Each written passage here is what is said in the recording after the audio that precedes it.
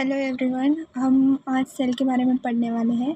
तो सेल क्या होता है उसके बारे में क्या क्या जानकारी होती है वो हम आज जानने वाले हैं। तो हम अब पहले देखेंगे introduction. Okay, so the cell is the structure and the functional unit of the body. मतलब सेल क्या है, वो अपने बॉडी का एक स्ट्रक्चरल और क्या फंक्शनल यूनिट है। Okay, it is the smallest unit that is a capable of performing the life function.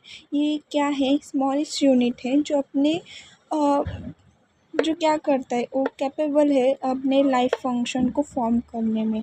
Okay, मैं आपको बताऊंगी कि बहुत सारे सेल से क्या होता है, टिश्यू बनता है और बहुत सारे टिश्यू से ऑर्गन फॉर्म होता है और मेनी ऑफ द ऑर्गन एक सिस्टम फॉर्म होता है और बहुत सारे सिस्टम से क्या हमारी बॉडी फॉर्म होती है। इसलिए सेल क्या है, ये एक स्मॉलेस्ट यूनिट है। Okay, it is a smallest unit, okay, that is capable of performing the life functions. Okay, cell की डायग्राम देखेंगे थ्रू हम अब आगे का समझेंगे। ठीक है, तो सेल्स के पार्ट्स क्या है और उनके फंक्शंस क्या है वो हम देखेंगे। So first is a site plasma membrane. Okay, उसको हम सेल मेम्ब्रेन भी बोलते हैं। फिर next is a endoplasmic reticulum. Endoplasmic reticulum के दो टाइप आते हैं, एक आता है रफ एंडोप्लाज्मिक रेटिकुलम और second is the smooth endoplasmic reticulum. Okay, rough इसलिए क्योंकि यहाँ पे राइबोसोम्स अटैच है, जो कि वो राइबोसोम्स क्या करते हैं, उसको रफ अपीयरेंस देते हैं, इसलिए उसको रफ एंडोप्लाज्मिक रेटिकुलम बोला है।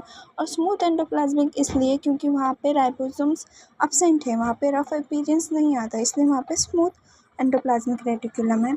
ओके, फिर बाद में सेल्स में न्यूक्लियस है, न्यूक्लियस के अंदर न्यूक्लियोलस है, देन माइक्रोट्यूब्यूल्स आते हैं, माइक्रोफिलामेंट्स आते हैं, माइटोकॉन्ड्रिया। माइटोकॉन्ड्रिया क्या है, तो पावर हाउस ऑफ सेल है, जो क्या करता है, एनर्जी जनरेट करता है। किस लिए कि सेल अपना काम, अपना जो फंक्शन है वो अच्छे से कर पाए, इसलिए एनर्जी जनरेट करने का फर्स्ट काम माइटोकॉन्ड्रिया का है।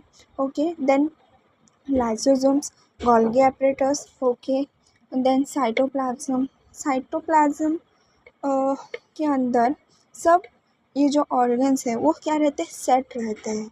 ओके, हाँ, चलो अब हम जानते हैं एक एक के बारे में। अब हम प्लाज्मा मेम्ब्रेन यानी सेल मेम्ब्रेन के बारे में जानेंगे। वो क्या रहता है, वो डबल कोटिंग का लेयर रहता है जो कंपोज रहता है, किससे बने से रहता है, तो लिपिड एंड प्रोटीन से बना हुआ रहता है। जो उसका काम क्या है, सेल के आउटसाइड्स के मॉलिक्यूल्स एंड इनसाइड्स के मॉलिक्यूल्स को इनर एंड आउट करने का काम प्लाज्मा मेम्ब्रेन थ्रू होता है और वही उसका फंक्शन है। देन रफ एंडोप्लाज्मिक रेटिकुलम, तो ये किससे बने से रहता है, तो this is are contain the combination of the protein and enzyme. Okay, और मैंने जैसे आपको कहा कि यहाँ पे राइबोसोम्स की वजह से रफ अपीयरेंस आता है और इसका फंक्शन क्या है, तो न्यू सिंथेसाइज करता है। क्या सिंथेसाइज करता है, तो न्यू प्रोटीन्स को सिंथेसाइज करता है। उसके अपोजिट स्मूथ एंडोप्लाज्मिक रेटिकुलम, यहाँ पे क्या रहता है, राइबोसोम्स अब्सेंट रहते हैं, इसलिए यहाँ पे रफ अपीयरेंस नहीं आता है।